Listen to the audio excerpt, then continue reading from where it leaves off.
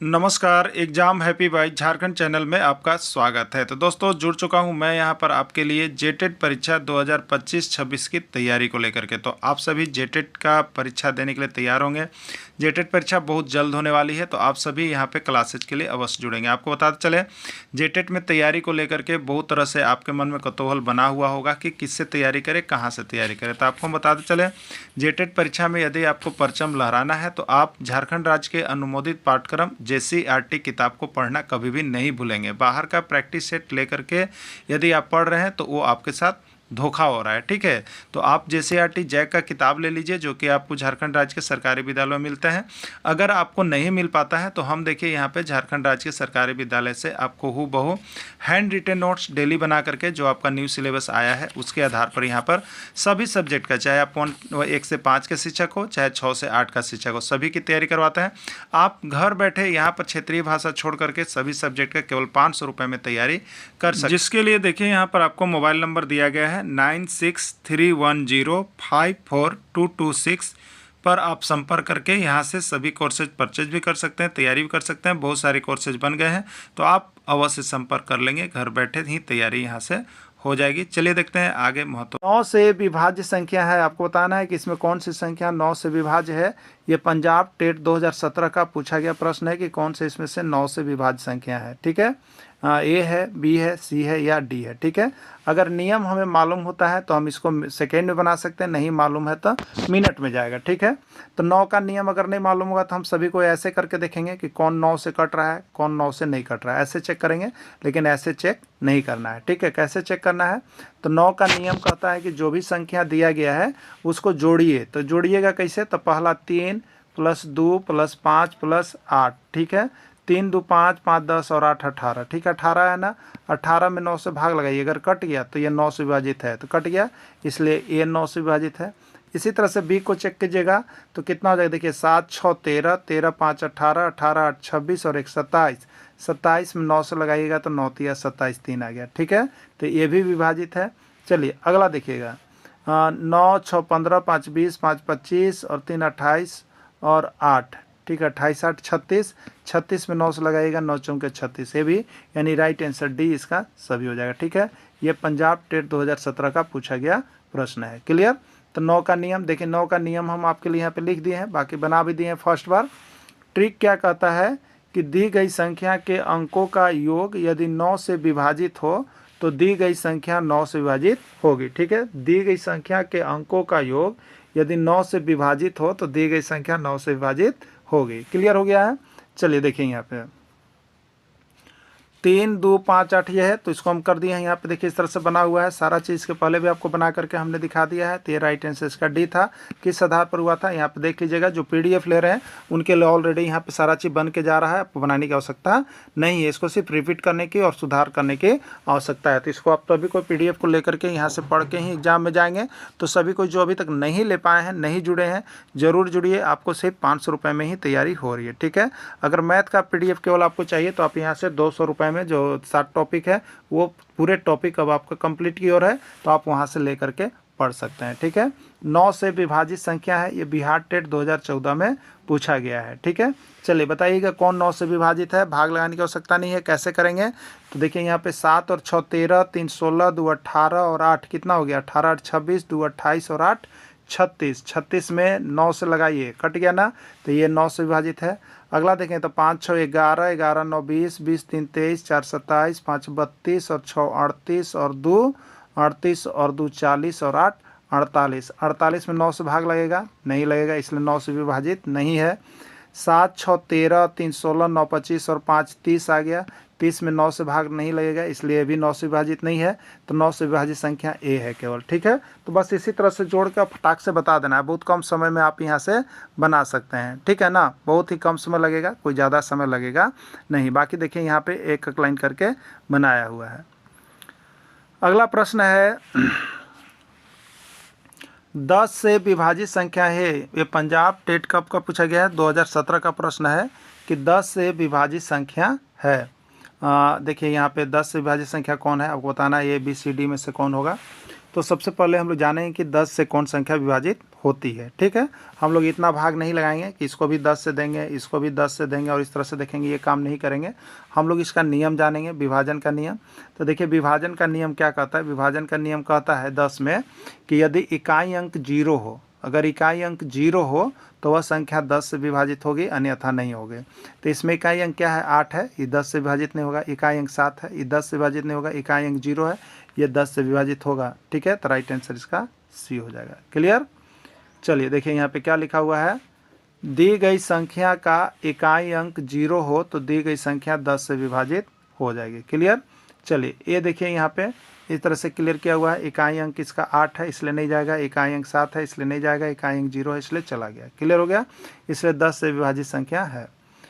अगला प्रश्न है, इसमें 10 से विभाजित संख्या है, आपको बताना है इसमें कौन संख्या 10 से विभाजित है। हरियाणा टेट 2021 का पूछा गया प्रश्न है कि 10 से विभाजित संख्या कौन है। तो आइए देखते हैं ए बी सी डी में कौन ऑप्शन होता है। तो इसमें इकाई अंक क्या है, 0 है, इसलिए यह 10 से विभाजित है। इसमें भी इकाई अंक 0 है, इसलिए 10 से विभाजित है। इसमें भी इकाई अंक 0 है, इसलिए 10 से विभाजित है, यानी राइट आंसर डी इसका सभी हो जाएगा। क्लियर। चलिए सभी संख्या के इकाई अंक 0 है, इसलिए 10 से विभाजित है। अगला प्रश्न है, इसमें कौन संख्या 11 से विभाज्य है। एमपी टेट 2016 का पूछा गया प्रश्न है, 11 से विभाज्य है। ये होगा, बी होगा, सी होगा या सभी होगा। ठीक है, देखिए 11 से विभाजन के लिए आपको यहाँ पे भाग लगा सकते हैं, लगाना है तो, नहीं तो अगर बहुत बड़ी संख्या तो उसके लिए नियम कहता है कि देखिए इसमें अल्टरनेट संख्या का योग कर लीजिए। अल्टरनेट संख्या मतलब एक छोड़ करके, तो एक छोड़ करके उसका योग कर लीजिए और उसके बाद उसको घटाइएगा। यदि घटाइएगा तो चाहे तो 0 चाहे तो 11 दोनों में से कोई आ जाएगा, वो 11 से विभाज्य होगा। जैसे कहने का मेरा मकसद क्या है, जैसे 1 2 1 1 2 1 है। ठीक है, अल्टरनेट संख्या कहने का मतलब कि अगर एक को छोड़ करके तो इसके बाद इसको लेंगे, इसके बाद इसको लेंगे और इसके बाद आगे बढ़ जाएंगे हम लोग। ठीक है, और इधर से जब चलेंगे तो एक संख्या एक इधर से लेंगे और एक इधर से लेंगे और आगे बढ़ जाएंगे। तो इधर से जब चले तो योग क्या होगा बताइए, 1 1 2 और 2 4 4 आया। और इधर से जब चले तो क्या हुआ, 2 1 3 और 1 4 आया। अब 4 में से 4 को घटाइएगा तो कितना आ गया, 0, इसलिए यह 11 से विभाजित है। ठीक है, चलिए नेक्स्ट इसको देखेंगे। 308 है तो इसको कैसे देखें, 308 है मेरा, इसको कैसे करेंगे, तो अल्टरनेट ए को छोड़ना है, इससे शुरू करेंगे तो ये छोड़ देंगे, इस पे आएंगे। और इससे शुरू करेंगे तो ये आगे आ गया। ठीक है, इससे शुरू करेंगे तो इसको छोड़ देंगे, इससे आगे वाला लेंगे। इसी तरह चलना है। तो 3 और 8 कितना हो गया बताइए, 11। और इसको देखेंगे तो कितना आ गया, 0 रह गया। तो 11 में से 0 को अब घटा दीजिए तो कितना है, 11।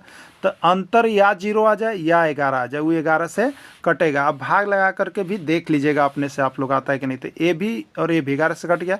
अब सी को चेक करना है तो करते हैं 1 4 3 को। ठीक है, तो किसके इससे शुरू करेंगे तो ये अंक को नहीं लेंगे, इसके साथ एक को छोड़ेंगे, इसको लेंगे। तो 1 और 3 कितना हो गया, 4।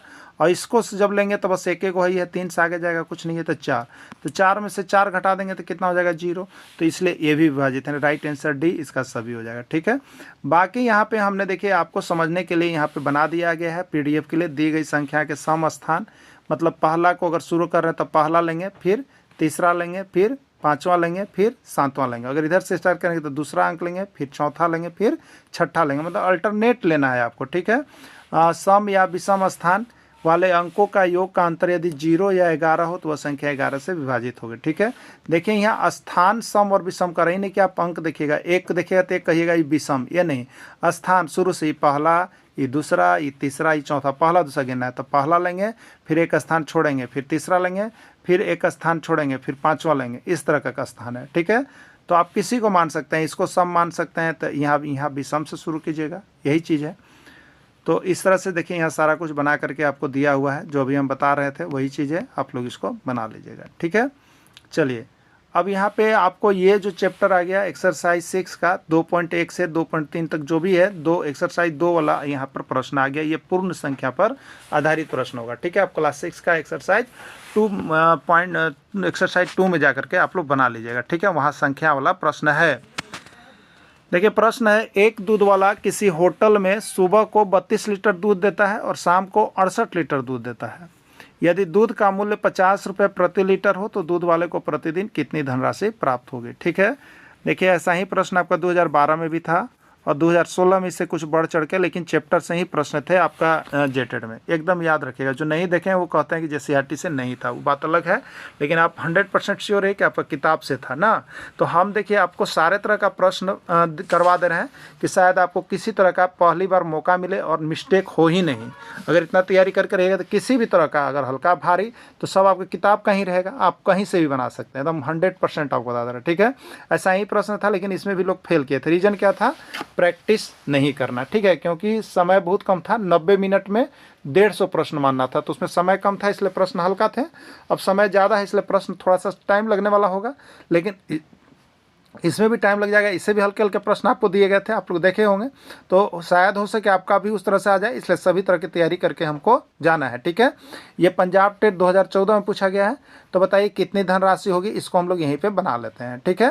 देखिए होटल में डेली जो है सुबह में 32 लीटर दिया और शाम में होटल में 68 दे रहा है, तो टोटल कितना दूध दे रहा है? 8 दूध 10, 6 3 9 1 10, यानी 100 लीटर दूध दे रहा है, ठीक है, 100 लीटर। अब देखिए यहाँ पे क्या कर रहा है, यदि दूध का मूल्य 50 रुपये प्रति लीटर हो तो दूध वाले को प्रतिदिन कितनी धनराशि प्राप्त होगी बताइए। तो 100 लीटर प्रतिदिन दिया और 1 लीटर का मूल्य 50 रुपया है, इसलिए 100 लीटर का मूल्य 100 गुने 50 हो जाएगा, ठीक। कैसे गुना करेंगे? तो 1 5 5 हो गया, और कै गो जीरो बच गया? 1 2 और 1 3, 3 गो जीरो इस पर लगा दीजिए, यानी 5000 रुपये प्रतिदिन उसका हो रहा है, ठीक है। तो 5000 इसका आंसर होगा। 5000 किस में है? सी में है, इसलिए सी इसका राइट आंसर हो जाएगा, ठीक है। चलिए अगला प्रश्न है, किसी गांव की जनसंख्या 1600 है, यदि उस गांव में 800 पुरुष हैं, 300 महिलाएं और शेष बच्चे हैं, तब बच्चों की संख्या ज्ञात कीजिए। क्या होगा आपको बताना है, 400, 300, 500 या कोई नहीं। उत्तराखंड टेट 2016 का पूछा गया है, ठीक है। गांव की कुल जनसंख्या 1600, तो कुल जनसंख्या में से पुरुष और महिला को घटा देंगे, पुरुष और महिला को घटा देंगे, ठीक है। तो पुरुष और महिला को जब घटाएंगे तो जो बच जाएगा वो क्या बच जाएगा? बच जाएगा। तो 8 और 3 1100, तो 1600 में से 1100 चला जाएगा, तो कितना आ जाएगा आपका? 500, यही आपका राइट आंसर हो जाएगा, ठीक है। तो 500 इसका राइट आंसर सी हो जाएगा। क्लियर? चलिए अब देखिएगा, किसी कक्षा में 20 लड़कियां और 30 लड़के हैं, ठीक है। किसी कक्षा में 20 लड़कियां और 30 लड़के हैं। एक दिव्यांग व्यक्ति को आर्थिक मदद के लिए प्रत्येक बच्चा ने 50 रुपया दिया, तो उस दिव्यांग व्यक्ति को कितनी राशि प्राप्त होगी? सीजी टेट 2019 में पूछा गया है, ठीक है। किसी कक्षा में 20 लड़कियां, तो 20 लड़कियां, 30 लड़के, 30 लड़के, दोनों मिला के कितने हो गए? तो 50 लड़के हो गए, ठीक है। अब एक दिव्यांग व्यक्ति को प्रत्येक बच्चा कै रुपया देता है? 50 रुपया, और बच्चे कितने हैं? 50, तो कितना रुपया हो जाएगा बताइए? तो 50 गुने 50 कर देंगे। 50 क्या हो गया? 25, और कै गो जीरो? 2 गो जीरो, तो 2500 रुपया हो गया। यानी उस दिव्यांग व्यक्ति को जो आर्थिक मदद होगा वो कितनी राशि का होगा? 2500 रुपये का होगा। 2500 किस में है? बी में है, तो बी इसका राइट आंसर हो जाएगा, ठीक है। बाकी यहाँ पे जो पीडीएफ लेके पढ़ रहे हैं उनके लिए देखिए पीडीएफ में पूरा साफ साफ बना दिया जाता है।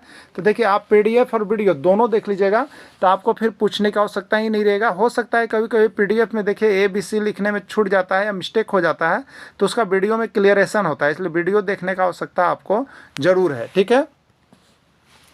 एक गांव की जनसंख्या 1100 है, प्रत्येक व्यक्ति ने एक मंदिर में 5 रुपया दान दिया, कुल कितने रुपये दान की राशि प्राप्त हुई दिए गए हैं? 600, 500, 5500 या 6500, कितना होगा, ठीक है। गांव की जनसंख्या कितनी है बताइए? 1100, और प्रत्येक व्यक्ति 55 रुपया दिए, तो 1100 व्यक्ति ने 55 रुपया दिया, तो कितना हो जाएगा? तो 11 5 55, कै गो जीरो? ये 2 गो जीरो, तो 5500, वह राशि 5500 है। राइट आंसर इसका सी हो जाएगा, ठीक है। यानी कुल दान दी गई राशि 5500 हो जाएगा। चलिए अगला प्रश्न है, 167 प्लस 328 बराबर 328 प्लस 167 में कौन सा गुण है? ये पंजाब टेट 2016 में पूछा गया है। जोड़ का क्रम विनिमय नियम, गुना का क्रम विनिमय नियम, साहचर्य नियम, या सभी, कौन सा होगा, ठीक है। देखिए यहाँ पर क्या होता है बताइएगा। ये देखिए क्रम विनिमय का मतलब क्या होता है, थोड़ा समझने का प्रयास करें हम लोग। क्रम विनिमय मतलब एक्सचेंज होता है, क्रम को बदलना क्रम विनिमय कहलाता है। तो क्रम कैसे बदला रहा है बताइए। तो देखिए हम अभी क्रम लिखे A + B, यानी ये पहला बार है और ये अंतिम में है, तो एक क्रम बदला जाएगा। अब जो अंतिम वाला है वो शुरू में आ जाएगा और जो शुरू वाला है वो अंतिम में आ जाएगा। तो इसी को कहते हैं क्रम विनिमय, ठीक। और इसमें जोड़ का चिन्ह है, इसलिए इसको जोड़ का क्रम विनिमय नियम कहेंगे ना, जोड़ का क्रम विनिमय नियम कहेंगे हम लोग, ठीक है। कम्यूटेटिव लॉ इसको कहते हैं अंग्रेजी में लोग, कम्यूटेटिव लॉ, ठीक। अब देखिएगा, तो इसी को हम लोग कहते हैं ए प्लस बी बराबर बी प्लस ए। इसमें क्या हुआ है, सिर्फ क्रम बदल गया है, मतलब ये शुरू बार था तो अभी अंतिम बार आ गया, ये अंतिम बार था तो ये शुरू बार आ गया। तो यही क्रम चेंज कर लेना जो है क्रम विनिमय नियम कहलाता है। क्लियर। चलिए नेक्स्ट देखिएगा, त्रिभुज की माध्यिकाएं हैं, त्रिभुज की माध्यिकाएं हैं, एमपी टेट 2018 का पूछा गया प्रश्न है, ठीक है। एडी, एबी, एसी या कोई नहीं, ठीक है। तो त्रिभुज की माध्यिकाएं इसमें कौन है, एडी है। कौन है, एडी है, क्योंकि यह 2 बराबर भागों में बांटती है। बाकी एसी, बीसी और एबी त्रिभुज की भुजा है। क्लियर। एमपी टेट 2018 का पूछा गया प्रश्न था। चलिए एक्स का मान ज्ञात करें, एक्स का मान ज्ञात करें, इस पर हम लोग यहाँ पर थोड़ा सा चर्चा करेंगे। ये पंजाब टेट 2019 का पूछा गया प्रश्न है, ठीक है। देखिए थोड़ा सा चर्चा करेंगे हम लोग इसको, क्या है। देखिए जब हम एक त्रिभुज बनाते हैं, याद रखिएगा, जब एक त्रिभुज बनाते हैं तो इसके अंदर जो भी कोण दिया हुआ है इसका नाम हम लोग देते हैं अंतःकोण। इसको हम लोग क्या कहते हैं, अंतःकोण। अंतःकोण का मतलब है कि त्रिभुज के अंदर बनने वाले कोण, त्रिभुज के अंदर बनने वाले कोण, ठीक है।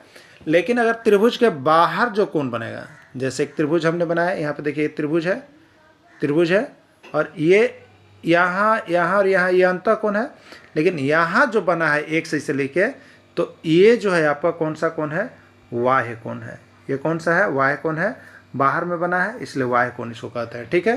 तो अंतःकोण और वाह्य कोण आपको क्लियर हो गया। अब देखिए एक फार्मूला होता है, याद रखिएगा, एक फार्मूला होता है, वाह्य कोण किसके बराबर होता है। तो देखिए वाह्य कोण याद रखिएगा, वाह्य कोण हमेशा जो है इसके अभिमुख, माने इसके सामने कौन पड़ेगा, तो सी पर है तो सी के सामने बी और ए पड़ेगा, तो इन कोणों के योगफल के बराबर होता है, ठीक है। वाह्य कोण क्या होता है, तो उसके अभिमुख जो अंतःकोण है उसके योगफल के बराबर होता है। तो ये फॉर्मूला है कि वाह्य कोण अभिमुख अंतःकोण के योगफल के बराबर होता है, ठीक है। तो वाह्य कोण यहाँ सी पर बना है तो सी को छोड़ दीजिए, बाकी बच्चा ए और बी 2 को, तो इसके योगफल के बराबर होता है। यानी x बराबर, अब बताइए क्या हो जाएगा, तो x बराबर हो जाएगा 100 डिग्री प्लस 45 डिग्री बराबर 145 डिग्री। यही राइट आंसर हो जाएगा, पंजाब टेट 2019 का पूछा गया प्रश्न है, ठीक है। देखिए त्रिभुज के वाह्य कोण क्या है, यहाँ पे देखिए आपको अच्छी तरह से हमने नोट्स पीडीएफ बना दिया है कि आपको किसी का दिक्कत नहीं होके। नियम कहता है कि त्रिभुज में वाह्य कोण जो होते हैं अभिमुख अंतःकोण के योगफल के बराबर होते हैं। यानी वाह्य कोण और अभिमुख अंतःकोण में क्या संबंध है, इसको देख लीजिए। वाह्य कोण जो है अभिमुख अंतःकोण का योगफल होता है, इसलिए वाह्य कोण आपका x था और अंतःकोण में 45 डिग्री और 100 डिग्री दिया होता है, 145 डिग्री होगा। राइट आंसर यही हो जाएगा, अभिमुख कोण अंतःकोण के योगफल के बराबर होता है। तो वाह्य कोण और अंतःकोण इसको याद रखिएगा। अभिमुख याद रखिएगा, अभिमुख मतलब उसके जस्ट सामने। जैसे एक हम यहाँ पे फिगर आपको करके दिखा देते हैं, ठीक है। मान लीजिए कि हमने इस तरह का फिगर बना दिया होता, अगर अभी आपके पास इस तरह का हम फिगर बना दिए होते, ध्यान से देखिएगा, इस तरह का फिगर, ठीक है। यहाँ पे है, ये ए है, ये बी है और ये सी है, ठीक है। अब यहाँ पे हमने वाई दे दिया होता और यहाँ पे दे दिया 30 डिग्री और यहाँ पे दे दिया 60 डिग्री, ठीक। तो क्या होगा बताइए, y का मान क्या होगा, तो y ये क्या है, वाह्य कोण है, बाहर का कोण है, तो बाहर का कोण c पर है, तो ये किसके बराबर होगा, तो इसके अभिमुख, अभिमुख मतलब सामने, तो यहाँ से सामने को ये पड़ेगा और यहाँ से सामने इसको ये पड़ेगा, तो ये पड़ेगा तो 30 और ये पड़ेगा तो 60, 30 और 60 कितना हो गया, 90, ठीक है। यानी वाह्य कोण क्या होता है, तो अभिमुख अंतःकोण का योगफल होता है, याद रखिएगा आप सभी को, ठीक है। चलिए नेक्स्ट प्रश्न देखिएगा, y का मान ज्ञात करें। हरियाणा टेट 2020 में पूछा है, y का मान ज्ञात करें, ठीक है। देखिए यहाँ पे y कैसा कोण है बताइए, y जो है बाहर में बना है इसलिए y कोण है, और y के अभिमुख कौन सा है, तो अभिमुख मतलब इसके सामने, इस पॉइंट से एक ये होगा और एक ये होगा इसके सामने। अभिमुख मतलब अपने सामने देखिए, तो 50 और 25 कितना हो जाएगा बताइए, 75 डिग्री हो जाएगा ना, तो y बराबर 75 डिग्री हो जाएगा। क्यों हुआ आप बता सकते हैं? क्योंकि फार्मूला कहता है कि y कोण जो होता है वह अपने अभिमुख मतलब ये सामने के अंतः कोण के योगफल के बराबर होता है। मतलब 25 डिग्री और 50 डिग्री कितना हो जाएगा? 75 डिग्री। राइट आंसर इसका 75 डिग्री हो जाएगा। क्लियर? यहाँ पे हमने लिख भी दिया है कि y कोण जो होता है अभिमुख अंतः कोण का योग होता है, इसलिए y बराबर 50 डिग्री प्लस 25 डिग्री। एक चीज़ बता दे रही है, आपका जेटेट 2016 में आया हुआ प्रश्न है यहाँ से, इसलिए आप 100% याद रखिएगा कि ये प्रश्न आपका एक किस्म से आएगा। आकृतियों का स्थानिक समझ से लगभग 4 से 5 प्रश्न आते हैं, जिसमें एक प्रश्न आपका यहाँ से आ सकता है और आया हुआ भी था। ठीक है, अब देखिए दी गई आकृति में y कोण का मान ज्ञात कीजिए, लिख दिया है। यूपी टेट 2014 में पूछ दिया है। ठीक है, अब देखिएगा यहाँ पे तो क्या दिया है आपका फिगर देख रहे हैं आप। x कैसा है बताइए? y कोण है, y कोण है और y कोण x है। x का मान बताना है, तो y कोण किसके बराबर होता है बताइए? तो इसके अभिमुख, तो अभिमुख एगो ई है और अभिमुख एगो ई है, इसके कोणों के योगफल के बराबर होता है। यानी 60 डिग्री प्लस 80 डिग्री करना होगा। 60 और 80 कितना होगा? 140 डिग्री होगा। यही इसका राइट आंसर होगा। यूपी टेट 2014 का पूछा गया प्रश्न है। क्लियर? 140 ए में है, तो राइट आंसर इसका 140 होगा। चलिए अब इसको बताइए कि बिहार टेट में भी पूछ दिया। देखिए सब प्रश्न हम निकाल रहे हैं। दी गई आकृति में y कोण का मान ज्ञात करें, बिहार टेट 2014 का प्रश्न है। ठीक है, देखिए y कोण का मान निकालना है आपको। क्या y कोण का मान? तो यहाँ पर देखिए y कोण दिया है, यहाँ पर x होना चाहिए था। थोड़ा सा प्रश्न का दी गई आकृति में y कोण का मान यहाँ पर गलत हो गया है। x का मान निकालना है। किसका मान निकालना है? x का मान क्या होगा वो आपको बतलाना है। ठीक है, अब देखिए x का मान बतलाना है तो क्या होगा बताइए? x का मान, तो x का मान यहाँ पर क्या हो जाएगा? तो y कोण किसके बराबर होता है बताइए? y कोण जो होता है अभिमुख अंतः कोण के योगफल के बराबर होता है। ठीक है, तो यहाँ पर 130 डिग्री, y कोण 130 डिग्री बराबर क्या हो जाएगा? x प्लस 65 डिग्री, इसके बराबर हो गया। अब देखिए 65 डिग्री को हम इधर ले लाएंगे, तो 130 डिग्री माइनस क्या हो जाएगा बताइए? 65 डिग्री हो जाएगा। और बराबर इधर क्या बच जाएगा? x बच गया। तो 130 में से 65 जाएगा तो कितना बचेगा बताइए? 65 डिग्री ही बचेगा। तो राइट आंसर इसका बी हो जाएगा। 65 डिग्री ही इसका आंसर होगा। ठीक है, जिनको भी PDF मिला है वो PDF को सुधार लेंगे, वहाँ पर x कर लेंगे कि x का मान क्या होगा आपको बतलाना है। ठीक है, इस तरह से बना हुआ है, उसको कंप्लीट कर लेंगे। चलिए नेक्स्ट प्रश्न देखिएगा। ये फिगर बना हुआ है इस तरह का। इसमें y कोण कितना है बताइए? 150 डिग्री है और x का मान क्या है फिर पूछा गया है। x का मान क्या है? यहाँ पे 100 दिया है। ठीक, देखिए हम लोग किसी भी स्तर से बना सकते हैं ना। 150 डिग्री बराबर अगर यहाँ कुछ मान लें हम तो कर सकते हैं, लेकिन देखिए यहाँ पे आपको बनाना सबसे आसान कैसे होगा? तो ये रैखिक युग्म से, जैसे ये एक देख रहे हैं ये रैखिक युग्म है। ठीक है, इस पे इस तरह का घिंचा हुआ है रैखिक युग्म। तो रैखिक युग्म पर कितना डिग्री का कोण बनता है? 180 डिग्री का बनता है। तो 180 डिग्री का बनता है, तो अगर हम इसको इस तरह का तुलना करेंगे कि इस तरह का अगर ये फिगर है, इस तरह का फिगर है, जैसे ऐसे करके और ऐसे जा रहा है। ठीक है, तो इतना पूरा 180 होगा, यानी x प्लस 150 डिग्री बराबर कितना हो जाएगा? 180 डिग्री हो जाएगा। अब x बराबर क्या हो जाएगा? तो 180 डिग्री माइनस 150 डिग्री बराबर 30 डिग्री। एक इससे बना सकते हैं, जहाँ रैखिक युग्म बनाता होगा वहाँ रैखिक युग्म से आप बना लीजिएगा, और जहाँ y कोण से आपको लगता है y कोण से भी आप बना सकते हैं। आंसर वही होगा, कोई अलग आपका नहीं होगा। ठीक है, तो यहाँ पे हम रैखिक युग्म से बना दिए हैं, आपका 30 डिग्री राइट आंसर हो जाएगा। ठीक है, घड़ी रुपए 6000 में खरीद कर 6500 में बेचा जाता है। लाभ या हानि क्या और कितना होगा आपको बताना है। ठीक है, घड़ी 600 रुपये में खरीदा गया है। ठीक है, तो यहाँ पहला ऑप्शन है हानि 500 रुपया होगा, लाभ 500 रुपया होगा, हानि 100 रुपया होगा या लाभ 100 रुपया होगा, ये बचाना है आपको। ठीक है, चलिए देखते हैं। घड़ी खरीदा कितना में गया है? खरीदना मतलब क्रय मूल्य, क्रय मूल्य आपको कितना दिया हुआ है बताइए? तो 6000 रुपया। बेचा कितना में गया है? बेचना मतलब विक्रय मूल्य, बेचा गया है देखिए 6500 रुपये में, 6500 रुपये में। विक्रय मूल्य बड़ा है, क्रय मूल्य छोटा है, तो जब हम खरीदेंगे कम में बेचेंगे अधिक में तो लाभ हो रहा है। लाभ बराबर विक्रय मूल्य माइनस क्रय मूल्य, तो 6500 माइनस 6000 घटाएंगे तो कितना आएगा? 500 रुपये, यानी लाभ 500 रुपया होगा। 500 रुपया लाभ किस में है? बी में है, तो बी इसका राइट आंसर हो जाएगा। ठीक है, बाकी चलिए नीचे देखिए आपको डिटेल्स बना हुआ है, जिनको भी लगता है PDF लेकर के पढ़ने के लिए, तो यहाँ से घड़ी खरीदा जाता है तो क्रय मूल्य CP 6000, घड़ी बेचा जाता है उसको विक्रय मूल्य भी कहेंगे, उसको SP भी कहेंगे 6500 रुपये। अब देखिए यहाँ कंडीशन आ गया कि SP बड़ा हो गया, यानी विक्रय मूल्य अधिक हो गया और क्रय मूल्य कम हो गया, यानी खरीदे कम में और बेचे अधिक में। तो इस कंडीशन में क्या हो गया? लाभ हो जाता है।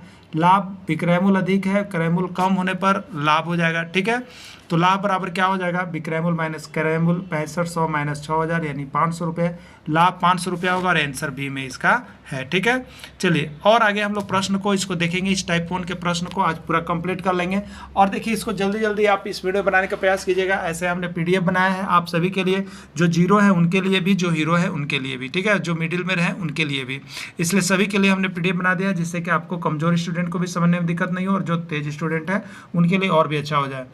एक भैंस रुपये 50,000 में खरीद कर, एक भैंस 50,000 में खरीदा गया और 40,000 में बेच दिया गया।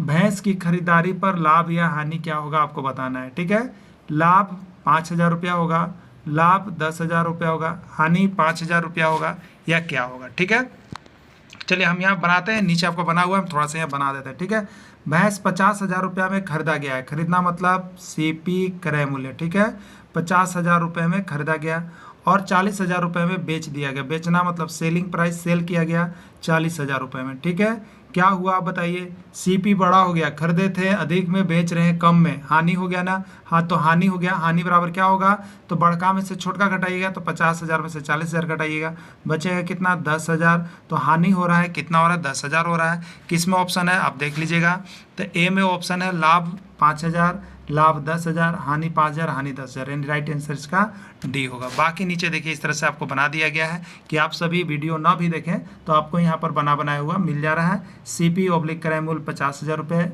SP ऑब्लिक विक्रय मूल्य 40,000 रुपये, CP is greater than SP हो गया यानी हानि हो गया, तो क्रय मूल्य अधिक है, विक्रय मूल्य कम है, इसलिए हानि हो रहा है। हानि बराबर क्रय मूल्य माइनस विक्रय मूल्य आप किए, तो यहाँ पर देखिए आपको ऑप्शन दे दिया है। ठीक है, सब कुछ PDF में आपको बनाया हुआ रहता है, साथ में उसके ऑब्जेक्टिव प्रश्न भी रहते हैं कि आप सिर्फ बता सके। ठीक है, चलिए अब और भी स्पीड आप काम कीजिएगा, एक ही में ज़्यादा नहीं रहना है, इसलिए शुरू में हम बहुत डीपली चल रहे हैं, अब धीरे धीरे शॉर्ट करेंगे।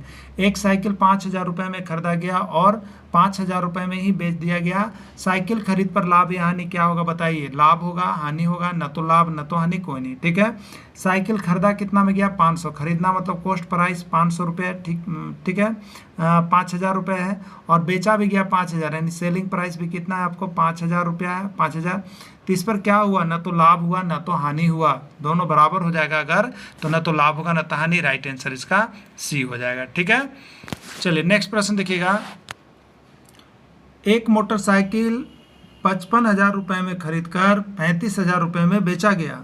मोटरसाइकिल पर लाभ या हानि क्या हुआ बताइए। ठीक है, लाभ हुआ 10,000, लाभ हुआ 20,000, हानि हुआ 10,000, हानि हुआ 20,000, 4 ऑप्शन आपके पास है। ठीक है, मोटरसाइकिल खरीदा कितना में गया 55,000 में, तो CP आपका हो गया 55,000। ठीक है, क्रय मूल्य कितना हो गया 55,000, बेचा कितना में गया 35,000 में, तो SP हो गया 35,000। ठीक है, आपका क्रय मूल्य बड़ा है ना, और विक्रय मूल्य क्या हो रहा है, छोटा हो रहा है। 55 बड़ा है कि 35 बड़ा है, 55 बड़ा है यानी क्रय मूल्य बड़ा है, विक्रय मूल्य कम है, यानी खरीदे हैं आप क्या चीज़ अधिक में और बेच रहे हैं क्या चीज़ कम में। तो क्या हो रहा है आपको, जब क्रय मूल्य बड़ा हो जाएगा विक्रय मूल्य छोटा हो जाएगा, तो इस कंडीशन में क्या होता है, हानि होता है। हानि बराबर क्या होगा, तो बड़का में से छोटा घटाइएगा, तो 55,000 में से 35,000 घटा दीजिएगा, तो कितना बचेगा 20,000। तो 20,000 ये क्या हुआ, हानि हुआ। ठीक है, हानि 20,000 रुपया हो गया, तो किस में हानि 20,000, D में है, तो D आपको राइट आंसर हो गया। ठीक है, तो देखिए यहाँ पे बनाया हुआ है CP 55,000 रुपये, SP 35,000, CP बड़ा हो गया इसलिए हानि हो गया, हानि बराबर हो गया क्रय मूल्य माइनस विक्रय मूल्य, 55,000 में से 35,000, 20,000 इसका राइट आंसर हो गया। ठीक है, 25 कलमों के समूह में 15 कलम नीला लिखते हैं और शेष काले रंग के लिखते हैं। काले रंग में लिखने वाले कलम का प्रतिशत ज्ञात करें। ठीक है, चलिए देखते हैं ये कहाँ आया हुआ था। ये यूके टेट उत्तराखंड टेट 2013 का प्रश्न है। 30%, 40%, 50% या 60%। ठीक है, सबसे पहले हम यहाँ पर डीपली मेथड से एक और बनाते हैं। कुल कलमों का समूह कितना है 25, और इस कलम में किस प्रकार का लिखता है, नीला और काला। ठीक है, तो नीला और काला मिला के कितना है 25 है। नीला लिखने वाला का संख्या दिया हुआ है 15, काला लिखने वाला का संख्या ज्ञात करना है, बराबर मिलकर हो गया 25, इसलिए काला की संख्या बराबर क्या हो जाएगा, तो 15 आपका दाहिने तरफ जाएगा, तो 25 के बाद तो देखिए काला बराबर 25 माइनस 15 और काला का संख्या आ गया 10, निकाल लिए। अब देखिए तो काले रंग में लिखने वाले कलम का प्रतिशत बराबर क्या हो जाएगा, काला का संख्या बट्टे कुल संख्या इंटू 100। काला का संख्या कितना है बताइए, 10 है ना, आप अभी निकाले हैं। तो काला का संख्या 10 और टोटल 25 था और इंटू 100, 25 चौके 100, 10 चौके 40, 40% हो गया। ठीक है, अब आप ट्रिक से धीरे धीरे स्पीड को बढ़ाइएगा। अब और बताइएगा कितना आप जल्दी बना सकते हैं। अब उस तरह से नहीं करेंगे। ठीक है, 10 व्यक्तियों के समूह में 6 स्त्रियां हैं, शेष पुरुष है। पुरुष का प्रतिशत, तो क्या करना है, पुरुष का प्रतिशत जब ज्ञात करना है तो पुरुष का संख्या आपको होना चाहिए। तो कुल 10 व्यक्ति है जिसमें 6 स्त्री है, तो 10 में 6 स्त्री हो गए, तो पुरुष कितने बच गए, 10 में से 6 घटाइए, 4 बच गए। तो पुरुष की संख्या बटे कुल, तो कुल कितना है 10 और इंटू कितना हो जाएगा 100, 10 दहियम कितना हो गया 100 और 4 दहियम कितना हो गया 40, 40%। यही आपका आंसर होगा। फटाफट हम लोग करेंगे, धीरे धीरे इसकी स्पीड को बढ़ाएंगे जिससे कि हर प्रश्न हम टच कर सकें। नहीं तो ज़्यादा अगर उलझन में फंसिएगा तो प्रश्न आपके छूट सकते हैं जानते हुए भी। ठीक है, तो पुरुष का प्रतिशत देखिए यहाँ पे निकाल के आपको हम दे दिए हैं। ठीक है, चलिए अब और भी देखिएगा। नेक्स्ट है 500 व्यक्तियों के समूह में 270 पुरुष हैं, शेष स्त्रियां हैं, स्त्रियों का प्रतिशत ज्ञात कीजिए। ठीक है, तो 500 है, टोटल 500 पुरुष और स्त्री मिला के, जिसमें 270 पुरुष हैं। तो स्त्री का संख्या निकाल लीजिए। तो 500 में से 270 घटाइएगा तो 0 हो गया, 10 में से 7 गया 3, 4 में से 2 गया 2, 230 आएगा। ठीक है, कितना आएगा 230 किसका आ गया, स्त्री की संख्या। तो स्त्री का प्रतिशत बताना है हमको। ठीक है, तो स्त्री की संख्या 230 बट्टे कुल संख्या। ठीक है, बट्टे क्या हो गया कुल संख्या, तो कुल संख्या कितना है 500 और इंटू कितना हो गया 100 हो गया। ठीक है, 100 पचे कितना हो जाएगा 500 हो जाएगा। ठीक है, 100 पचे कितना हो जाएगा 500, और यहाँ पर आप काट लीजिएगा तो 230 में तो 5 के 20 हो जाएगा और 5 छक 30 हो जाएगा, 46% होगा। ठीक है, कितना होगा 46%। 46% किस में है, सी में है, तो सी इसका राइट आंसर होगा। बाकी नीचे देखिए आपको बना हुआ है, लेकिन आपको इतना समय लेना नहीं है। पेन कॉपी लेके बैठिए और छेछिए, जितना जल्दी जल्दी छेछिएगा। देखिए ये छेछा रहा है, 46% आ गया ना। चलिए अब और स्पीड में आप लोग बताइएगा। एक विद्यालय में कुल 150 विद्यार्थी हैं, 120 प्रतिदिन आते हैं, कितने प्रतिदिन नहीं आते हैं। ठीक है, तो 150 है, 120 आता है, तो कितना नहीं आता है बता दीजिए। तो 30 नहीं आता है, तो 30 नहीं आने वाला का प्रतिशत बताना है। ठीक है, तो 30 हो गया बट्टे टोटल कितना हो गया 150 थे और इंटू कितना हो गया 100। ठीक है, यहाँ पे हम देखेंगे तो आपका हो जाएगा 30 बचे 150, 5 20 100, तो 20% हो रहा है। देखिए आप, हमने ऐसे सोल्व किया, आपको जैसे भी लगता है कि हम सोल्व कर सकते हैं बहुत जल्द, आप अपना स्पीड और एक्यूरेसी को बनाइएगा। ठीक है, 20% बी में है, बी इसका राइट आंसर होगा। बाकी नीचे देखिए इस तरह से बने हुए हैं। इतना आपको ये नोट्स के लिए दिया है, आपको जब भी एग्जाम है तो इतना नोट्स यूज़ करने की आवश्यकता नहीं है। आप जितना फास्ट हो सके बनाइए और भागिए। ठीक है, चलिए इसका जवाब दीजिएगा आप लोग। एक ब्लाडर में कुल 10 लीटर पानी था, छेद होने के कारण 7 लीटर पानी निकल गया, तो बचा हुआ पानी का प्रतिशत ज्ञात कीजिए। ठीक है, 10 लीटर था, उसमें से 7 लीटर बह गया, तो बचा कितना बताइए 3 लीटर, तो बचा हुआ 3, और टोटल पानी कितना था नीचे रहता है 10 और इंटू कितना होगा 100, 10 दहियम 100 और 3 दहियम 30, 30% इसका राइट आंसर हो जाएगा। राइट आंसर कितना होगा 30%। ठीक है, चलिए 40 बोतल में अगला प्रश्न है, ये टाइप 2 का ही प्रश्न चल रहा है और ये पार्ट 1 है। ठीक है, नेक्स्ट डे आपको पार्ट 2 मिलेगा। और धीरे धीरे आपको जितना, चाहे 1 to 5, 6 to 8 सामाजिक विज्ञान, भाषा, गणित विज्ञान, जो भी शिक्षक हो, सब चीज़ का आपको JCERT ने जो सिलेबस लॉन्च किया है वो आपको हम टेक्स्ट बुक से बना के दे रहे हैं। टेक्स्ट बुक पढ़ के ही जाइएगा। एग्जाम का अगर 2 दिन 4 दिन 10 दिन भी बचा हुआ है तो नोट्स आपके लिए सफिशिएंट रामबान होगा। यहाँ से बिना देखे आप नहीं जाइए, नहीं तो 10-20 नंबर का आपको अंतर एग्जाम में पड़ जाएगा। ठीक है, तो आप इसीलिए JCERT का नोट्स जिनके पास है, ठीक है, नहीं है यहाँ से लेके जाइए। नहीं है किताब का PDF भी आपको अगर चैप्टर का चाहिए तो वो भी आपको मिल जाएगा, सिर्फ आपको पेमेंट करने की आवश्यकता है। ठीक है, 40 बोतल में 30 बोतल पानी से भरा है, खाली बोतल का प्रतिशत ज्ञात करें। ठीक है, चलिए खाली बोतल का प्रतिशत, टोटल कितना है 40 गो बोतल है, 30 गो बोतल पानी से भरा है, खाली बोतल का। तो खाली बोतल जब निकालना है तो खाली बोतल का संख्या निकालिएगा तब ना। तो खाली बोतल का संख्या 40 में से 30 यानी 10, और टोटल बोतल नीचे होता है 40 और इंटू कितना हो गया 100, 10 चौके 40 और 4 25 से 100, 25%। ठीक है, तो राइट आंसर इसका 25% होगा। 25% ए में है, एमपी टेट में पूछ दिया है 2013 में। हर चैप्टर को आसान करना है। ठीक है, हर चैप्टर को आसान करना है और किसी तरह का कोई भी यहाँ पर एक्सक्यूज नहीं रखना है कि मेरा जेटेट नहीं निकला। तो कैसे निकलेगा? बाहर का प्रैक्टिस सेट छोड़िए, बाहर का प्रैक्टिस सेट आप खरीद लिए कोई बात नहीं है, पढ़िए, लेकिन कम पढ़िए, ज़्यादा कौन पढ़िए? जेसीईआरटी का नोट्स पढ़िए, जेसीईआरटी का नोट्स, जैक की किताब का नोट्स, हर एक प्रश्न वहाँ से छू रहा है। अभी इसके पहले जैक ने 2 आकलन परीक्षा लिया। ठीक है, आप देखिएगा आकलन परीक्षा का तो सिलेबस जो है आपका जेटेट से भास्ट है, आकलन परीक्षा का सिलेबस जेटेट से भास्ट है। ठीक है, जेटेट का सिलेबस तो आपको अभी आसान कर दिया गया, लेकिन इसके पहले जो सिलेबस दिया गया था वो भी आकलन का ही सिलेबस बनाया गया था, समझ गए? तो वहाँ से विरोध प्रदर्शन कारण हो गया, अब ये आसान हो गया, आप इसमें बहुत अच्छा स्कोर कर सकते हैं। ठीक ना, तो आपको आकलन में भी आप देखे होंगे 10th का यदि किताब का था तो 10th का जेसीईआरटी किताब का हूबहू प्रश्न पूछा हुआ था, 10th का हूबहू प्रश्न किताब से उतारा था जेसीईआरटी का। तो आपको तो यहाँ पर जो जो टॉपिक दिया है वो किताब में है, वहाँ से हूबहू प्रश्न उतारेगा, आप देख लीजिएगा, हर बार हुआ है यही।